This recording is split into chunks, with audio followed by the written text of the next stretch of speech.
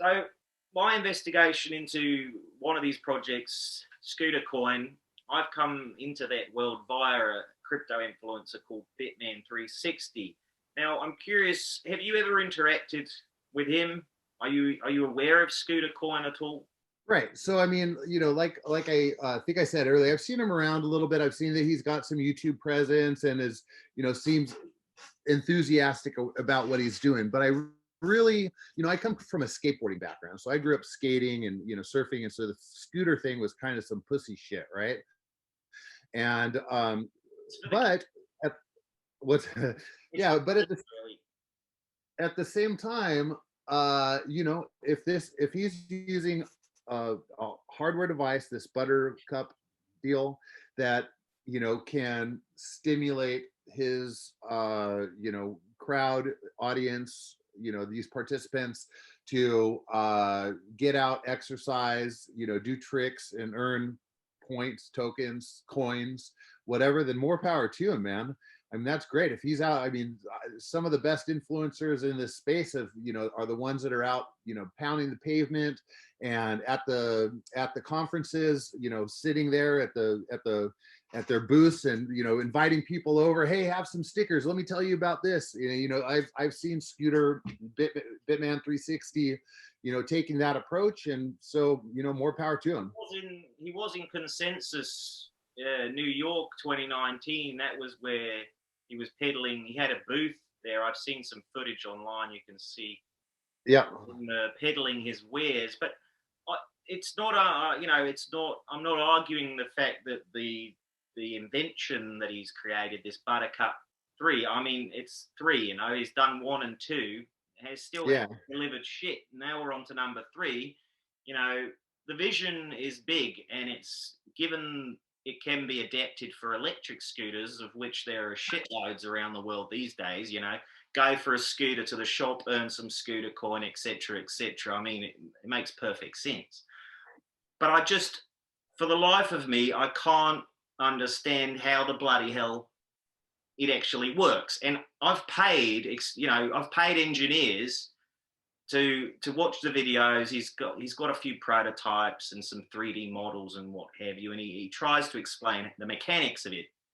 And still, they can't break it down. He's obviously not sharing some information or straight up bullshitting.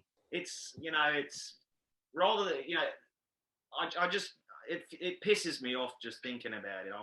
I'm sorry. I'm gonna have to calm down a bit. But listen, I've really appreciated your time, and if you do see Bitman360 around at any conferences or online events in the chat, please do tweet at me and let me know, and I'll get in there, because I still haven't actually managed to get that guy on the line.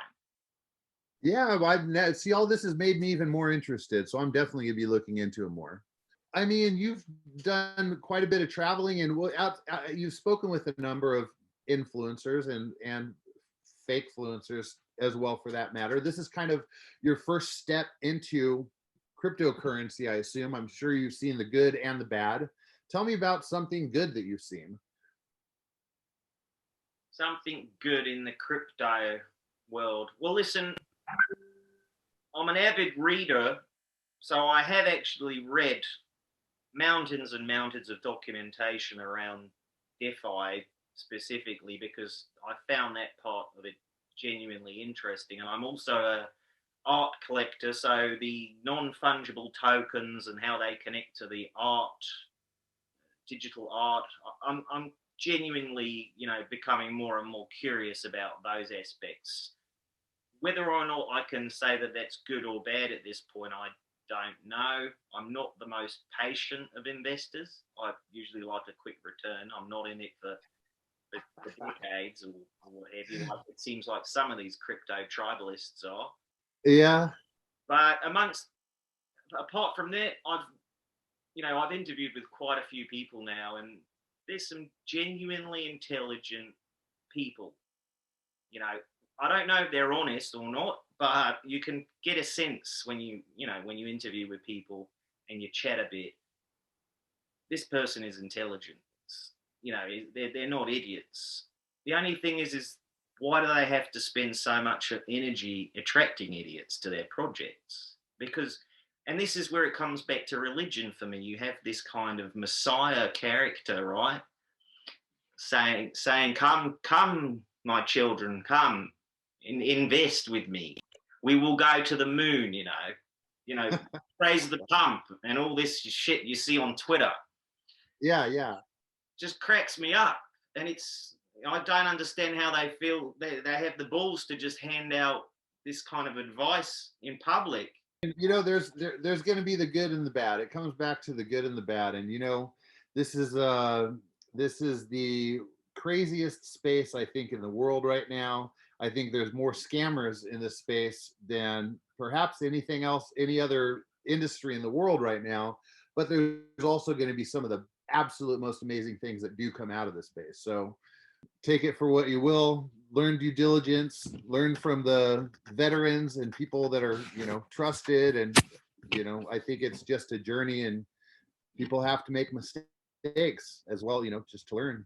Okay, Tim, much appreciated. I will. Cool. Can I show you a piece of art that I'm working on? Because you mentioned NFTs and this sort of thing earlier.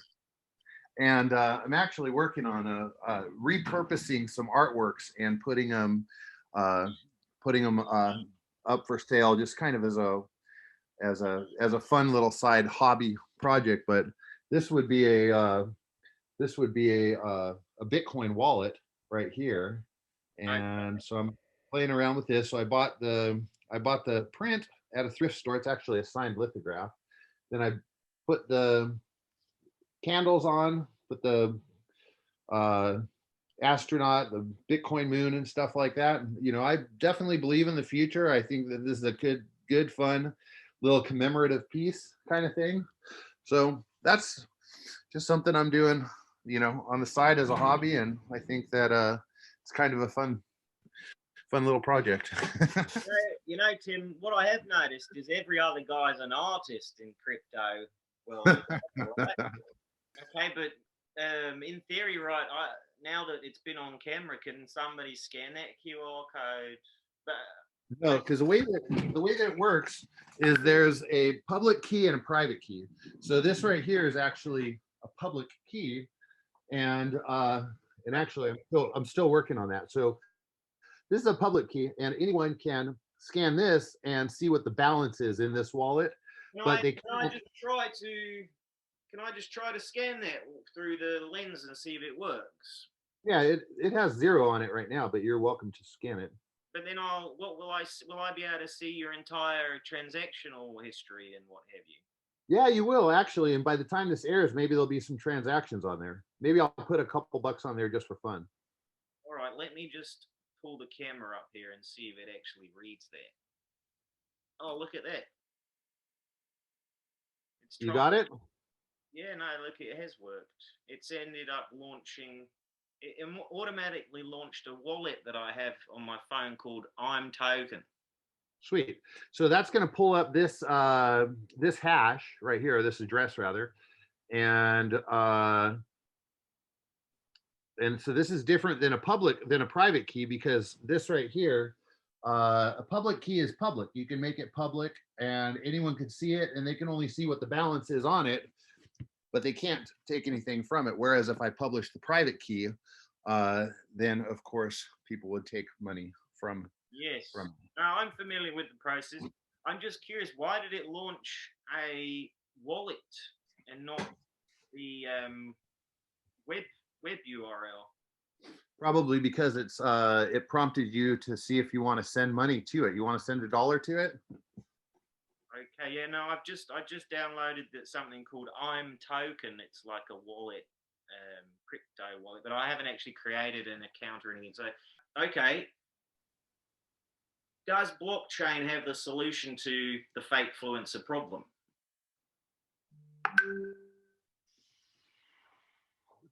Does blockchain? I don't think blockchain itself does. I think that that on the blockchain, we're beginning to see a lot more Oracle type projects and platforms that are using blockchain that can that can help out. I just don't think that there's one solution for this. I think perhaps blockchain may lend itself uh, to a piece of that tool, but I don't think by any means it's the solution for everything. It's rather limited in what it can do in some respects.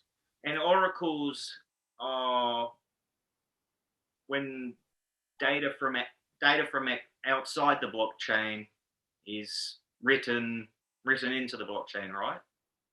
Yeah, it's congregated from various or trusted sources, and then is entered into the system, usually using smart contracts to determine whether what the outcome of a situation, bet, assumption, etc., might be, or to what the credibility level of a certain entity may be, for instance.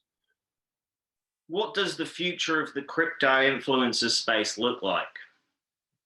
I think that the real crypto influencers are going to be the ones that aren't hyping the get rich quick aspects of this new technology, but are teaching the principles of how money has traditionally worked, and how finance and payment rails and insurance and some of these other legacy industries have done business, and how blockchain and some of these projects are taking a new and often innovative look at how to reduce the middleman and using trustless systems that are not depending upon the trust in one entity or person. Exactly. I mean, if we look for a second, for me, you just described Andreas Antonopoulos, or what I assume Andreas Antonopoulos to be like. Arguably, he's a crypto influencer, but possibly of the best kind, because he does seem to genuinely focus on quality education, and I've read a lot of his materials. At the other end of the spectrum, we've got the crypto queen, who's still loose, right? She's still out there somewhere. Yep. Also a crypto influencer. And then pseudo crypto of I call her the klepto queen and a klepto influencer. But go ahead. Okay, but on a spectrum, we can agree that Right. both polar ends, right? Yeah. And then in the middle, we have all the others on Twitter and YouTube and what have you. There is going to be these tribes that follow these influences. They're like leaders and misleaders, if you like. There's right. going to be a fracture going forward. Is that fair to say? Yeah, I mean, hopefully the world learns from others' mistakes, but I think that what my definition of a crypto influencer is someone who inspires the listeners or their audience to actually build. And I think that that's perhaps the difference. Because if you're just teaching me how to invest, then that's really not making the world a better place. But if I'm building something that can help others, or that provides solutions for others around the world in their environments, then I think that is the good influence. That's the side of the fence that I want to be on. Decentralization at one end, centralization at the other end. Mostly. Yeah, mostly. For me, it seems like if I was setting out to become a crypto influencer in this world, I'd want to be really at the decentralized end of things. Again, like you say, pushing people to develop their ideas utilizing these new technologies. But how, in a world of decentralization with a lingering centralization, let's fast forward 20 years, 30 years for a moment. Sure. Is it fair to imagine that there's going to be tribes, populating both of those ideological spheres of influence, and we can imagine there's going to be an increase in civil unrest because of the very way in which they congregate and push their ideologies upon one another. Sure, I could see that. Definitely, there is going to be that tribalism. Some of that tribalism also is just simply like rooting for your home football team or whatever. Some of that is similar to the sports that you're into. I also believe that there's a separation between macro and micro solutions in decentralized systems, and some things that might help one area, one country, one city, one group, one ethnicity, one race, religion, etc., more than something else. And so I think that that cryptocurrency and blockchain will span every section that we can think of and much more eventually. And yeah, it'll be used for good and it'll be used for bad, and there'll be fights and arguments and all kinds of crazy stuff happening because of it, and regulators looking at it one way and others fighting to for it not to go that way. So it's going to be crazy no matter what, and I think that is one thing that makes it exciting. Okay, well, before we wrap up, I'd like to ask you one final question. What is most exciting you right now in the industry? Is it the NFTs? Is it these DeFi loan platforms? Is it the gaming? Like, there's so many bloody things going on. I'm curious, where's your mind at in the space right now? I tend to think that this industry as a whole is beginning to seep into the consciousness of some of the industrialized type of fields, as well as just the common public. And it used to just be that people have heard of Bitcoin, but now they're hearing about Ethereum, and some of them are hearing what a smart contract, the words smart contract and things like this for the first time. And I think that in the next 5 years, people are going to start to see a much, much greater depth from the general public side. And of course, industries are going to be probably first to see a lot of that. But I think that just the whole idea of evolutionizing finance has just been, one of the prime motivators for me, and the most fascinating things for me. And certainly DeFi is playing a part and an important role in that. And so I'm definitely super excited about the potentials of what can happen with decentralized finance. Absolutely. Okay, Tim Tayshun, thank you very much for your time. Thank you. Thanks for having me. It's a pleasure. Cheers. Take care.